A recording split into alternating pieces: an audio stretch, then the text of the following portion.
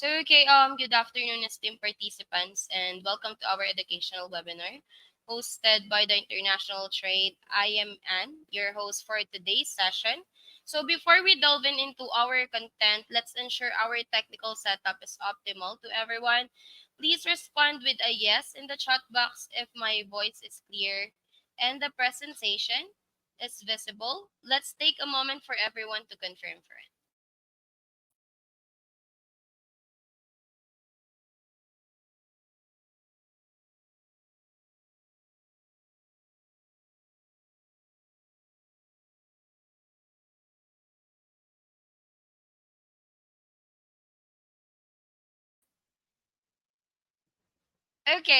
Thank you so much for confirming our setup. So today's session promises to be both enlightening and engaging, focusing on developing a healthy lifestyle towards meaningful retirement. The session will cover how retirement can be meaningful only in good health and well-being, the areas we need to act on in improving our health and well-being, the enablers of obesity and increased body weight and how to manage them, the significance of regular health assessment and how to act on reports, and how to personalize your health and the known habits needing modification, understanding all that matters and what is at stake when health is compromised, knowing when to start and how it is it never too late to begin. And lastly, how to improve what remains of your life. It is with great honor that we welcome Mr. Eden, the Chief Executive Officer at Occupational Health and Safety Managers, as our distinguished speaker. Mr. Ehi brings a wealth of knowledge and insight that we eagerly anticipate. Without further delay, I yield the virtual stage to you, Mr. Ehi. Thank you so much, Lady Anne, for such a very wonderful introduction. And good evening, everyone. Good morning, good afternoon from any part of the world you are joining this webinar from. We'll be looking at very clear issues today that we hope will help our life in going forward as it concerns um, our life and even life after retirement. So, permit me to share my slides now so that we can start this conversation. Um,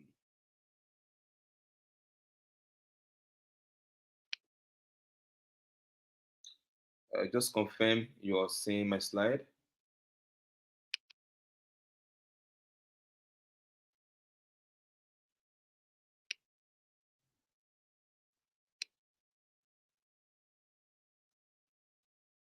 Okay.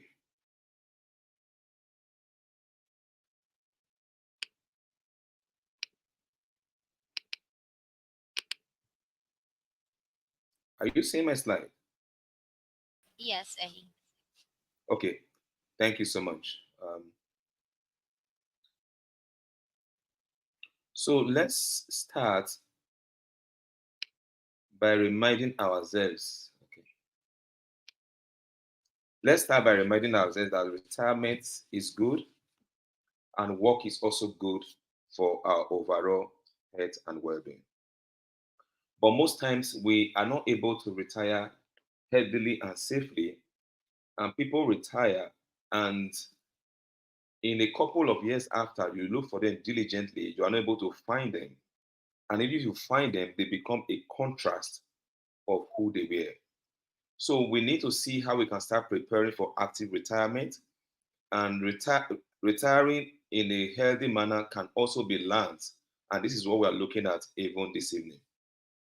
The question I pose to you is what does end of labor mean to you? Every man that starts labor will one day end his labor.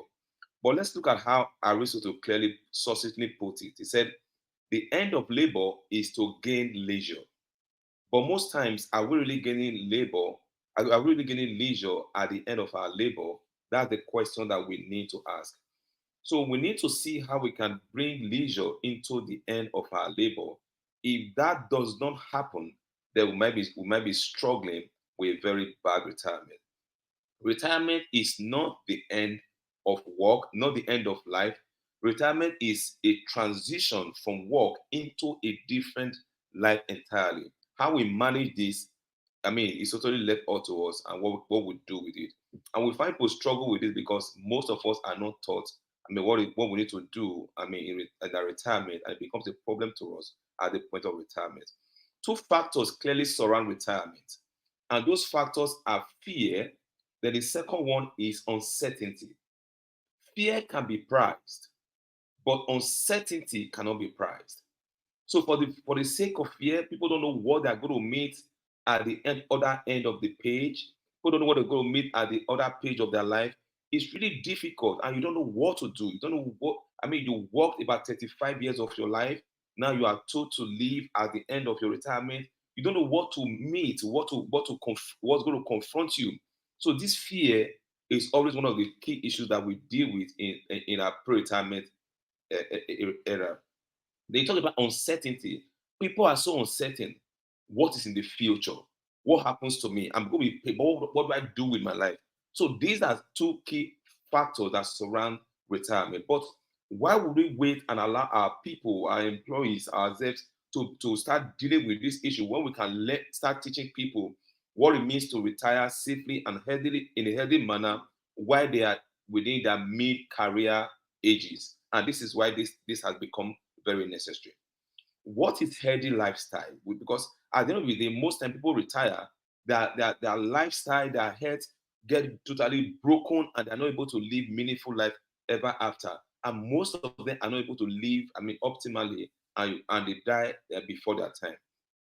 WHO has described healthy lifestyle as a way of living that lowers the risk of being seriously ill or dying early.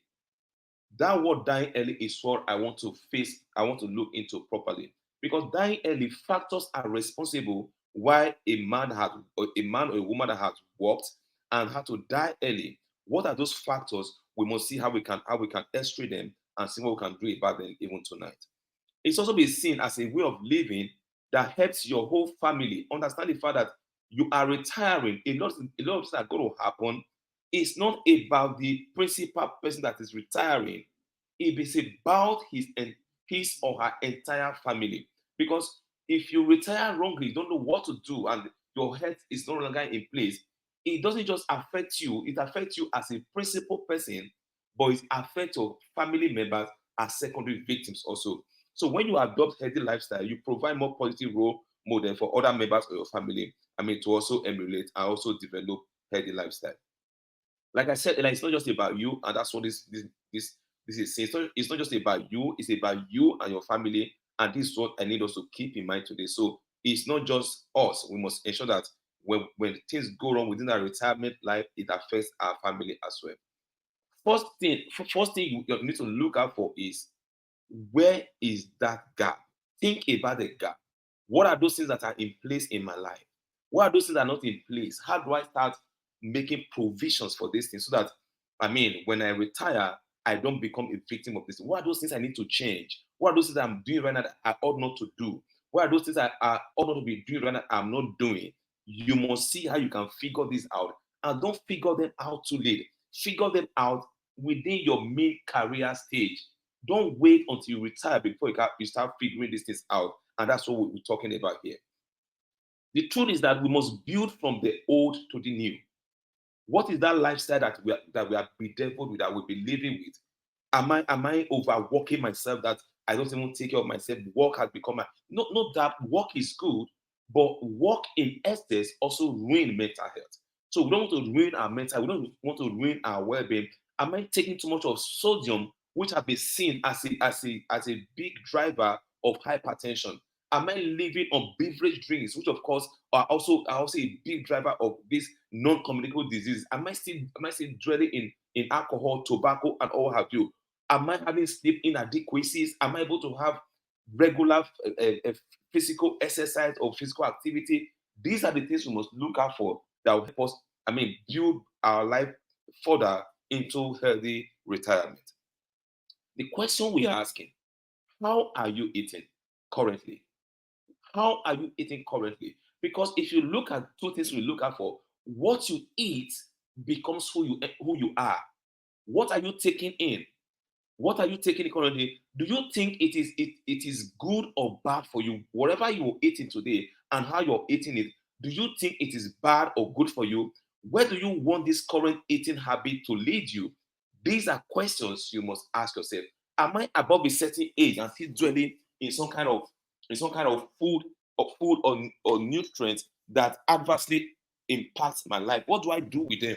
You must answer this question because I can't answer this for you. You know your lifestyle. You need to understand how to answer these questions and make provision for better life in going forward. Two key areas are important here that you need to keep an eye on. And one of such critical areas that we must keep an eye on is the issue of dietary pattern and physical activity. Like I said earlier, when I was already established, you must mind what you're eating. When you get to a certain age, every food every food shouldn't matter to you. Pick what you eat. Pick food that give you that latitude to have and maintain a healthy lifestyle. Physical activity. How much of physical activity are you having? I mean, per day, per week.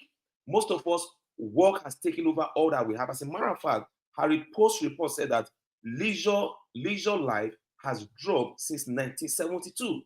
So people don't have much time for leisure anymore. We get so crowded with work, and the work is become technology is making us stay more in workplaces and is adversely affecting our lives. So you find out that in the future, you are going to have people that are retired and they have no life afterwards. Yes, the money will be paid to you as your gratuity, you have your pension manager or what have you. But the truth is that you need to be healthy, you need to be in the right state of mind to be able to make good out of what you get out of your work at the time you retire. What matters in eating is what you eat, how you eat them, and when do you eat this food. What are you eating? How do you eat them? The truth is that it's not bad to eat, but one thing we found out with food is that it's about apportioning. Whatsoever you take into your system is like deposit, and wherever there is deposit, there's always room for withdrawal. Whatever you get into your system and how you see your life, your waist circumference and your neck begin to fold, that is your withdrawal because that was what you deposited. Now you are having your withdrawal. So when do you eat them? At what time of the day? Do you get back from work at about 7:30, 8:30 in the night, and you bring food that is heavy and or laced with cholesterol or fat, and you eat that at about 10 p.m.? You do not have enough time to burn down those food before you go to bed. Those food are going to be deposited in your system, and over time, when they accrue for too long, they reshape you and they start leading to preventable diseases that would have been avoided. This food looks so inviting. As a matter of fact, each time I look at this slide, I just like this food. But the truth is, if I'm told, if I tell everyone which of these food in your own, in your wherever you are, just look at these four dimensions of food. Which of them would you want to eat? But I tell you, only few people will pick on this avocado pear. We all take on other things because this is what we are used to. But the truth is that other things we take in, we do adverse, we lead us to adverse harm within our body and our body system. But avocado pear is very good, it's rich in all manner of nutrients, but this is not what we do. But every day we eat this food that are laced with so much cholesterol in our workplace because even when we go to work doesn't allow you access to homemade food. And because you spend, research have said, you spend more time in your workplaces, so you have no access most time to healthy meals or homemade food. So whatever is available is what we eat, and they are all affecting our overall body system. You need to make healthy choices and make healthy changes. Eat real food, eliminate processed food that tend to be high in sugar. And most of us, as we go to work, these are things that we eat every time. Choose a balanced diet, fill up with fibers. Do not skip breakfast. Breakfast is the most important meal in your entire day. Do not skip breakfast and eat when you are hungry and be mindful. I will talk about hunger and appetite in the few slides ahead of us. Be dedicated, determined, and be disciplined. If you can have a pedometer, learn to get involved in physical activity. Like I mean, program how many steps you're going to take per day. But let me really pause to say, Physical activities and physical exercise are two different things.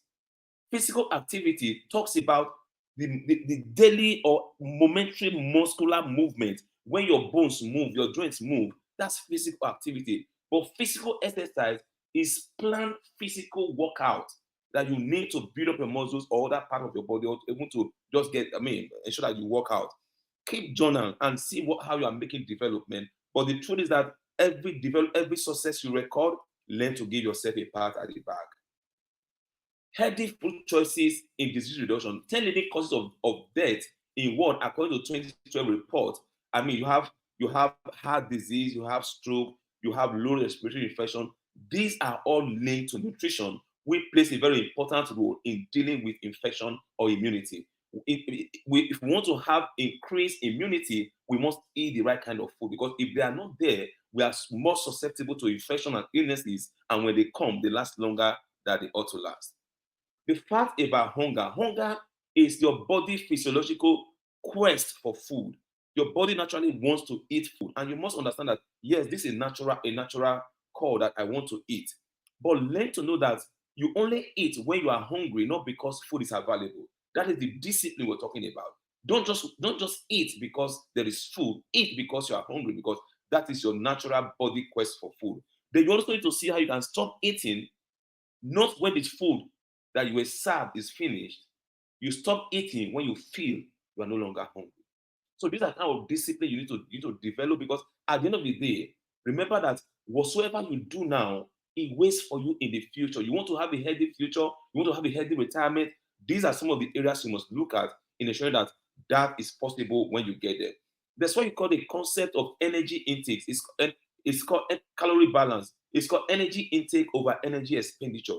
Nobody is saying you shouldn't. Nobody is putting embargo on you not to eat, but ensure that the calories you're taking in, you have enough physical activity to be able to burn them out. Remember, taking these calories in is much more easier than burning these calories. So when you have this in mind, take in less calories because they are not helpful to you.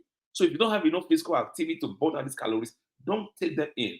Whatever you take in, what Mr. A takes in, Mr. B is not responsible to burn them out for you. You are the one who took them in. It's your responsibility to burn them out. And most times, because we spend more time in the workplace, we come back from work, we find that we are not able to get enough physical activity that will help us burn down these calories. We must understand also the cups must be kept plain, and this is a healthy behavior. Most times we are not taking our meal.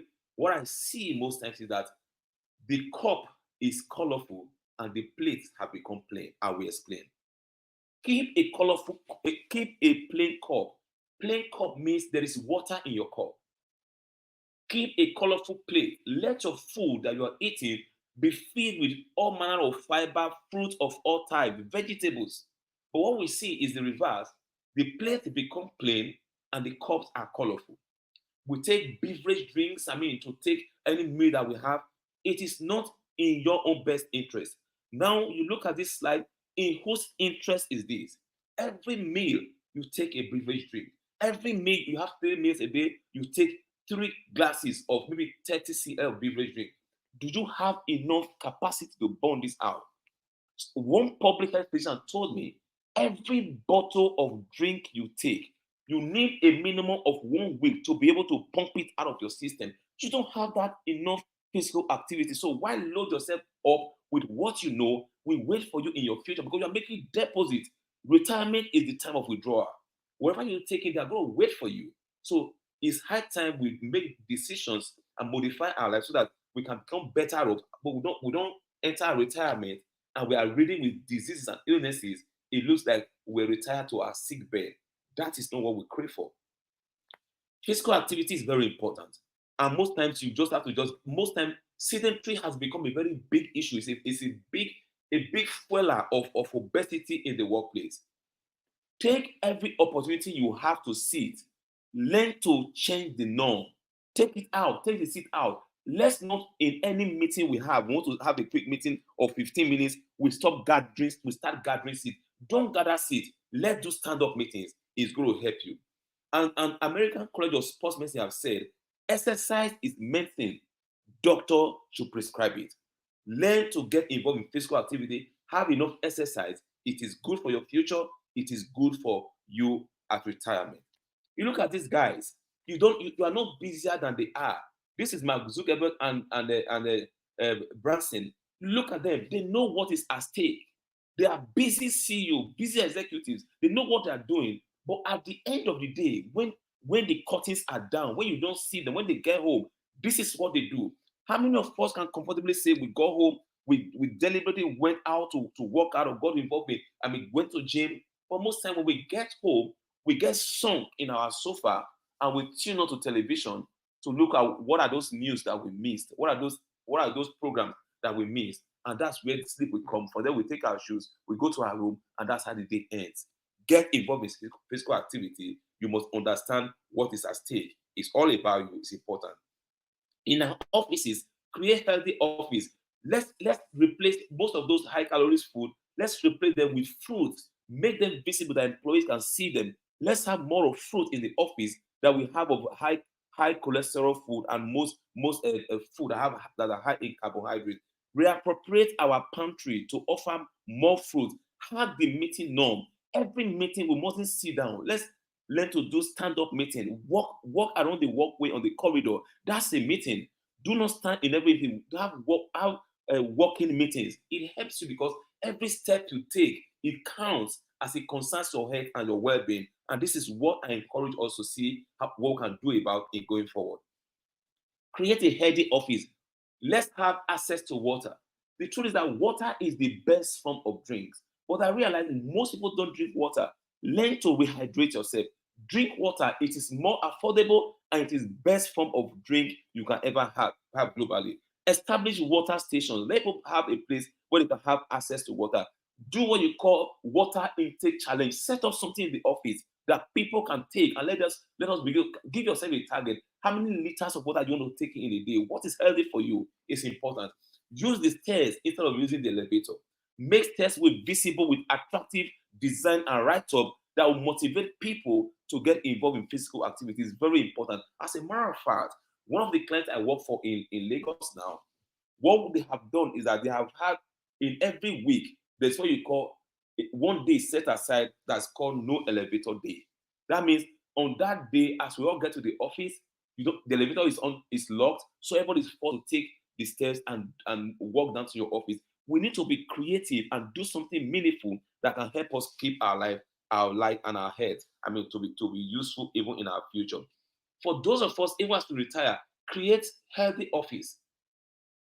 Even at workplace, create healthy office. Ergonomics is the big game changer. People are suffering level of disability today at retirement, not because of problems that they cause, but the offices where they worked, there were no proper ergonomic system and no proper ergonomics awareness or education. So because their body were confined to certain disfigured seats, and it put them in daily awkward position. So this could lead to disability, and they retire right now. For the boy that was confined for many years, they have to deal with disability that as a result of the awkward body position they suffered. Within their working life, and these also are very key issues. And now you are spending money, look for mechanical mobilization to treat those things. You are no longer in service, and this is the problem. Don't think because you are employed by organization, they must cater for your head. No, take your head and well-being personal. It is your personal responsibility. Desire a change starts within you. It is you and no one else. Desire. What are those things I want to change? What are those that I have in my life I need to move? The truth is that studies have said that if you were given birth to by both parents that are obese, you stand 80% chance of being obese. If you are giving birth to by one parent that has level of obesity, you stand 40% chance. So look at that, look at your ancestry, your lineage, where you are coming from. What your parents suffered should be a motivation for you to do things better. Are you an offspring of parents that were diabetic? What can you do about it? Do you want your retirement life to be ridden with diabetic condition and other non-communicable diseases? If that is not what you want, make healthy life choices right now and modify your life entirely so it better when you get there. What is left in your life? How do you want to live or spend it? This is a question you must ask yourself. If you are 40 years old, 50 years old, you have gone, you have done first half of your life. What you have left in your life, how do you want to spend it? How do you want to spend your retirement life is a question you must ask yourself and ensure you find an answer to that question. Would you rather spend the days you have left on hospital bed or spend them modifying your lifestyle? It is easier and better and more profitable to spend the days we have left modifying our lifestyle than spend them in hospital bed. You don't want to become somebody that become a crisis or a call or dependent on people to help you at your retirement. It is time to be honest with yourself about your health. Don't hide whatever you are going through. Speak up, seek help, and let's move forward from there. Make How do we move forward? Make an action plan. When do we start it? Now is the time. Commit to something, one change. It could be that from today, I commit not to take beverage drink every day. If that is the change you want to put up, that is fine. I commit to make 5,000 steps every day.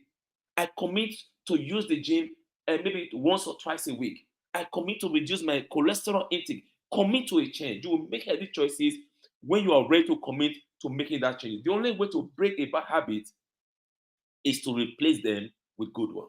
What is that bad habit that you know will affect you? As you go into the future, you need to identify it and see how you can replace it with a good habit.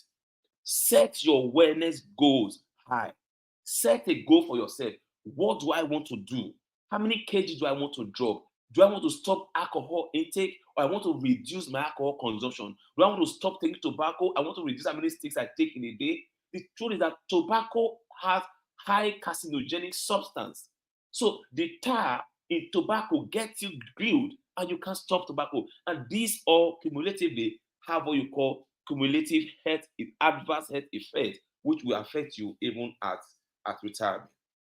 There is nothing more empowering than challenging yourself by setting a range of goals. What is that goal you want to set? Set it, ensure you work on it and even able to surpass it. Working weekly with a wellness coach, if you have the time and the funds, that's fine. But you must have an accountability partner that you can drive or you can work on this journey together is very important. Keep that in mind. Again, you must decide, how do I start? Set a date. Set a date. The month is gone. You can say, okay, I want to start this lifestyle modification for the sake of my retirement. I want to start this lifestyle modification on the 1st of September. Set a date. When you set a date, create a plan. What is that plan I want to implement? Create that plan. Then track your progress, where I am daily on this plan I've created. And maybe at the end of every quarter or every month, learn to reevaluate that plan. Is it working for me? If it's not, we must retweak it. It's not cast in stone. Learn to retweak it. Okay? Keep your eyes on your goal. Once you have set this goal, it is important that you keep your eye on the goal. Focus on the response, not the struggle. When you set this goal, definitely there will be struggle. This is a new lifestyle you are setting up. There will be struggle, no doubt. That is not the result you are looking for. Struggle is not your goal. Take your eyes off the struggle and focus on the goal. Look out for response, no matter how little. Celebrate yourself, indulge yourself. Learn to know that no matter even if it's 1% or 2% progress you make, learn to celebrate it. Why are we doing this? Because if we don't do this, retirement will be catastrophic, will be like a thing of pain for us. Nobody wants to retire and live a life of pain because what we ought to have done, we didn't do them. And that is not in anyone's best interest.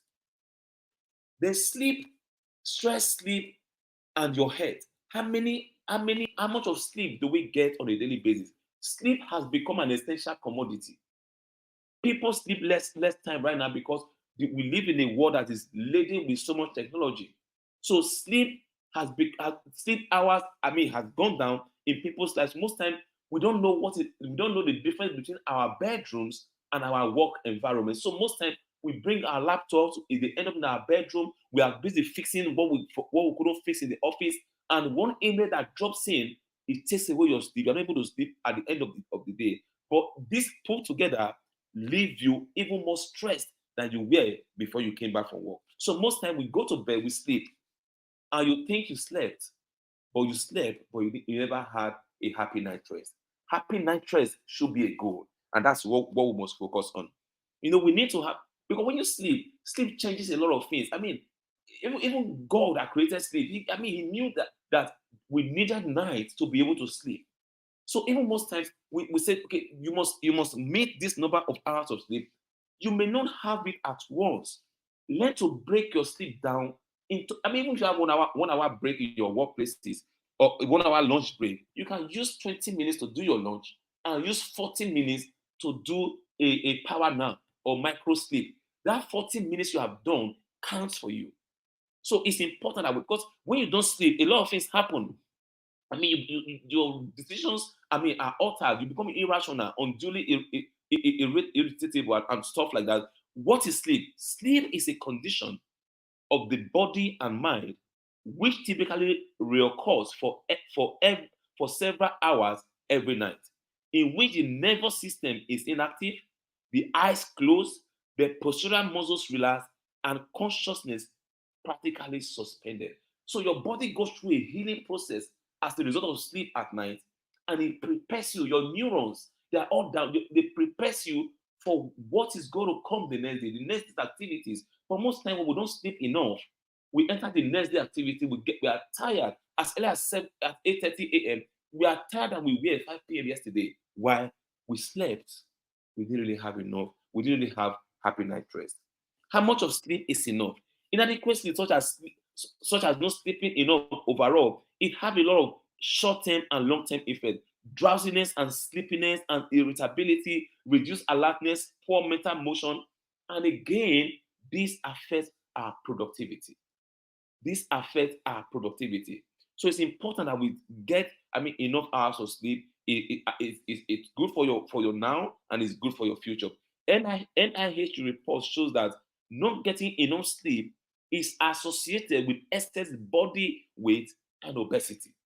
So obesity is associated also for not getting enough sleep. And these are the issues we must learn to deal with. And research has also found out that inadequate sleep increases blood pressure in people who already have hypertension. So if you're already hypertensive and not getting enough sleep, definitely it will heighten your hypertension rate and increase your blood pressure level. And most times, even also, it's been credited to also lead to depression and predicted disability. Does sleep have benefit? Sure, it does have. When you sleep properly, your brain is able to perform better. Sleeping, adequate sleep brings healing to the brain. Adequate sleep improves learning, improves problem solving and decision making, improves emotional health. It keeps organs healthy and regulates your hormone. And again, it makes us non-susceptible to infection because it helps us to build up our immunity. So these are some of the things you benefit from sleep adequacy. Okay, and people also suffer from sleep apnea, and these are things that we also go. You see, because we also have what you call fat in our system, you find out that on the long run, it leads to what you call sleep apnea because the tissue within our neck region, I mean, they get compressed. It means our lung oxygen is coming in and out. It doesn't have enough space to pass. That's why you see people that you sleep with that snore. Most of these people, they are suffering from sleep apnea because sleep apnea will put pressure on those soft tissue where oxygen should go through. So you find out that it forcefully go through that area and lead to sleep apnea. And this is also an issue that's a precursor or an offshoot from excess body weight and obesity. So no matter how you look at it, body weight and obesity is not in anyone's best interest. So you look at what is the WHO say about hours of sleep. Adults should sleep 7 to 8 hours of sleep per night. Children should sleep 8 hours plus sleep per night. But the recent WHO report even says that, I mean, if you people are not getting these hours of sleep, instead the hours of sleep are reducing. While you're here today, ask yourself, am I getting enough hours of sleep? Most time it's not work. We get so addicted to electronics. We feast on our phones, we feast on our iPad, we feast on our television. They take away the hours of sleep that we would have gotten. You need to see how you can improve your sleep hygiene. Schedule your meals and physical activities. Don't let your meals come close to your bedtime. Avoid caffeine 4 to 6 hours bedtime because this has, high possibility to actually interfere with your sleep. Avoid electronics at night. Do not eat large meals 2 to 3 hours before bedtime. And these are some of the things we can also focus on so that we can also become better as we move forward. What is sleep diary? Most times you want to see how you can calculate how many hours of sleep that you are on. For those of us that have smartwatch is able to do that right now. It means you wear the smartwatch to bed. It tells you how many hours of sleep that you had, how many hours of sleep that you had, what you call deep sleep. Is very important. But if you don't have that, when you feel like sleeping, what you do is write the time down. Every time you wake up, quickly write the time down. And when you feel like sleeping again, right? So we're able to over time calculate averagely. It may not be too consistent. Averagely, how many hours of sleep you are having per night. You need to be able to have this. Then when you talk about sleep hygiene is talking about make your bedroom a place where sleep takes place.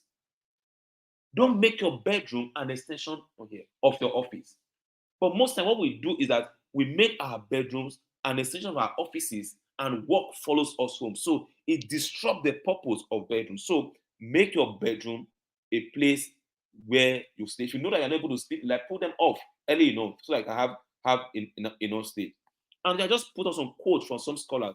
Thomas Dekker says, sleep is the golden chain that ties heads and bodies together. No doubt, that's the importance of sleep. Sufficient sleep, exercise, healthy food, friendship, and peace of mind are necessities, not luxuries. How many ask yourself, when last did you really laugh? People don't laugh anymore. Pressure of what we're going through have taken away a lot from us. When you exercise, really, it releases what you call endorphin. Endorphin is the happy hormones. They make you happy. So you need to, it's like injecting happiness into your system. So laughter has been documented as one of the strongest known pharmacological therapy to mental health. So learn to laugh. Learn to laugh. Laugh with people. Life is not that serious. But all this we're doing, they all go a long way in affecting our retirement life. The minute anyone's getting anxious, I say you must eat and you must sleep. They are the two vital elements for healthy life. So you eat, you sleep. Your future depends on your dream. So go to sleep. If you don't sleep, you cannot dream. If your future is dependent on your dream, it means sleep has to be in between you and your dream. You must learn to sleep so that you can dream, and that's where your future lies. You must learn to plan health assessment. People don't go for health assessment. You see, what studies have said is that when you do health assessment and you're able to track what is going on, what are those diseases that's in your body, tracking them early enough is able to help us have early intervention and able to help the treatment outcome to become better. Those who think they have no time for fitness, sooner or later they will have to find time for illness. Illness is there, but you have to see, go for check, go for annual health assessment, regular health assessment. It's very important because the body is like using, is like wear and tear. They are being used every day. See what has gone wrong. How can it be fixed early? It's good for you. Retirement is coming. Retirement is called the evening of your life. The evening of your life.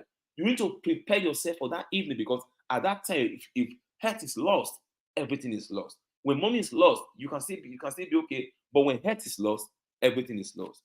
You need to do scheduled annual health assessment. Once you do that annual health assessment, most time we get the report and we don't act on the report.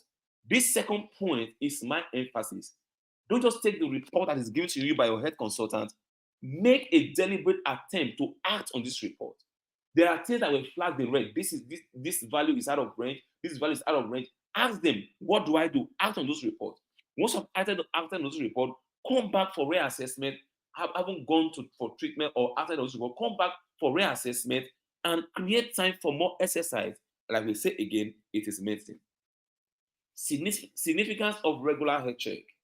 This is one of the strongest antidotes to sudden death syndrome. People walk on the street, they collapse, they die. As a matter of fact, some of the health assessment we are doing in workplaces in Nigeria, one of the ones I can still remember, we went to do the health assessment and we took this guy that was in the rush, he had a meeting, So we made it the first person we attend to because he had to rush out of the office. When we checked his blood pressure, that's the highest blood pressure I ever seen in my entire life. When we checked his sugar level, the millimole was something I have not seen before. But he was about to jump out to drive out for a meeting. So you have people like this on the road, and they are like on a death row already. So what we did was to carefully reassess him over and over again. When we found out that was the reason we were getting, we took his phone, we called his HR, this guy should be taken to the hospital immediately. Just assuming that guy went out on the road, a lot would have happened. So let's see how we can check our health. It's very important to avoid death syndrome. Medical checks help you to identify health risk and understand the current state of your health. Do you want to understand the current state of your health? Medical check is that thing that you need. It's very important. You need to also pause once in a while and have a reflection.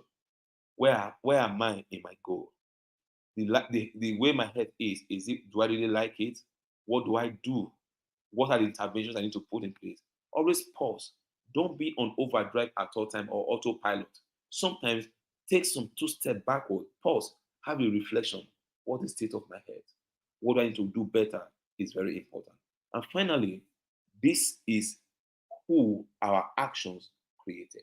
The man you are seeing in the mirror is not the man that your relation created, it's the man that your actions created. Why am I saying this? A lot of things are already wrong. We need to be bold enough to make lifestyle modification. It's never too late. You can make some decisions right now to create better actions and better habits that will be good enough for your retirement. As we are rounding up gradually, retirement is an interesting phase of life if you face it in good health. Retirement could be a sorrowful moment. If you get into retirement, there is nothing left in you. But it doesn't matter how far you've gone, what you have left. You can protect that you have left today so that you can have a healthy retirement and become a moment that you can enjoy. I mean, no matter how few the days may be, let it be the time that you can enjoy. Keep an eye on your health and well-being now. It is a security to a healthy future. You may have been at your mid-career phase right now. You need to start looking back and keep an eye on your health and your well-being. It is good for you. It is security for your future. One of the things that you grapple with as you retire from work, you find out that your employer paid your health insurance for 35 years. You have been paid out of the work right now. You have to learn to see how you can pay your health insurance. Whatever you carry over to that retirement life as health issues, you don't have enough funds to deal with those health insurance issues. Please take lifestyle modification very seriously as you walk towards or gradually into retirement. If you do not take your food as medicine now, you will take medicine as food in the future. How do we take food as medicine? Whatsoever we need to eat, let's eat in moderation. Eat rightly. Eat what is right. Food that is of good nutrient. Food that is valuable to your health. Eat those food. If you don't eat them now, if you don't eat your food now as medicine, in the future you will eat medicine as food. Think of all you stand to gain in these changes and get motivated by them and begin to make a commitment and act on those commitments because this life, this health, this future is not about who employed me, it's about me, and I must be at the center of the whole actions. When we spend all our time looking for money at the expense of our health, we will end up spending our money looking for health and retirement. It's better we take care of our health right now so that we don't end up spending all our time looking for money and, and using that money that we get to look for health at the end of the day. Let's think while we walk home today. We must think about what we've heard. What are those decisions we need to make? What are those changes we need to fast track? We need to enable. Let's make those changes. It is never too late. Whatever changes you can make right now, irrespective of how little it may be, it matters greatly. Please remember, retirement has been seen as the world's longest coffee break. If you must enjoy your coffee break, it must be enjoyed in good health and well-being. So remember to always say as we close today on this webinar, always declare to your life to yourself that my life matters. If my life really matters, I must take responsibility and make commitment towards improving my health and well-being. If it is all about me, I should be at the center of it all. Thank you very much for listening, and I'll take questions if any. Thanks for the time. Thank you so much for that wonderful presentation, Mr. Ehi. So it's now time to address your question live. Please continue to submit them in the Q&A tab or chat box if ever that you have or wanted to ask some questions. I will select a few for Mr. Ehi to address it live. Let's make this segment interactive and enriching for everyone. Also, but before we check the uh questions that we have, if ever, I wanted to announce some important announcement here. I have some important announcement here. So I wanted to remind everyone that today's session has been recorded and will be accessible on the ITC YouTube channel for your future references. And aside from that, non-members attending today's webinar are eligible for a complimentary ITC membership. So don't forget to seize this opportunity to join to our community. And lastly, participants will receive a certificate of participation post-webinar. Please anticipate further details via email in the coming days. So let me check if there's any question for. Okay, so I have also some question here. So this question is from Isaac Dimuyakor. Why can't employers add retirement activities over a 10-year period to employment packages? Okay. Isaac, what the question you're asking is very apt. You know, and this is what we talk about in occupational health. Every employer want to take advantage of employee. Profit is their goal. When you add those things to employees activities, who pays for it? And most times it's always an issue. But I must say also here, but in Nigeria, for a clear example, some employers are already doing that. They are doing for employees what you call post pre-retirement training. What they are doing with those training is that it's a package that teaching you how to, I mean, the shocker you will receive at retirement, how you have to be sensitive on your finances, that everybody that comes to you is not trying to help you. You could lose your money that was paid to you within a twinkle of an eye. How to take your health seriously, or how to look for, I mean, healthy things you can focus on, and hobbies you can take up at retirement. And these are things we're having a few companies doing it, but the truth is that it should be what we should all be doing. I mean, because the truth is that if you have an employee that work with you, you see him in about 3 4 years after retirement, and it's looking like a contrast of who he used to be or who she used to be. It means you as an employer, you didn't really do a good job. And that's it. Thank you so much, Isaac. Thank you so much. So let me show another question from Mr. Ivan Ivanov. What is the role of employers and managers to prepare workforce for healthy transition from active labor to retirement? Thank you so much, Ivan. It's very important, and employers have a great role to play. When we talk about healthy workplace, and that's why most times, and my conversation lately has been talking about, we can't talk about healthy workplace or employees' well-being or employees' mental health, and it terminates at the point that the person is working with us. No, employees' health and well-being should be discussed and look at a long-term perspective. Let's not have a conversation on employees' health and well-being that only restrict that conversation and those actions to when he's at work. It should transcend beyond work and go into retirement. So some of the roles that employer manager must do, firstly, is to first at the point of engagement, show the employee you are starting with us right now. And if you live with us for the rest of your career life, and this is the projection, this is the date that you should be retiring based on your years that you spend, based on what's required. And our responsibility here is to ensure that, one, you retire in a healthy manner, and this and this and these are the things we must do for you. So start having what you call employees health and well-being program that are focused on not just a short term but on the long term. Because most times the illnesses that we see that characterize the life of employees at retirement, the disability that we see, the mental health that we see, They were created in the workplace. So the employer must first create a healthy workplace. Studies have said that employers and employees spend higher number of their work hours in the workplace.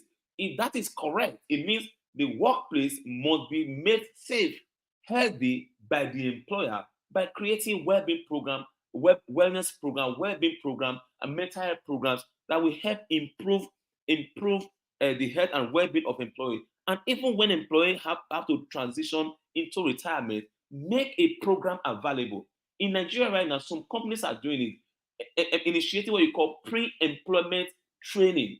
So most times you do that training about 3 times before you disengage. Maybe you have about 5 or 10 years to live. They first flag you.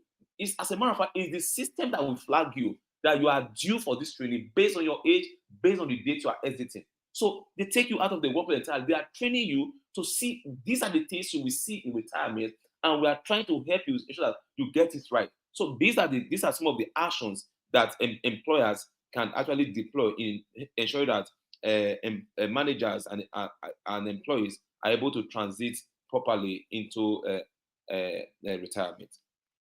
Ivan, I hope that answered your question. Thank you so much for actually attending this program, sir.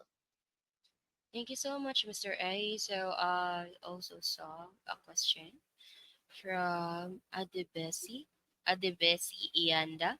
No matter how stressful my day was, my body naturally can sleep for long. What do you recommend? Okay, thank you. But let me say this not a play, but let's just see how we can work around. The truth is that it could be a number of things.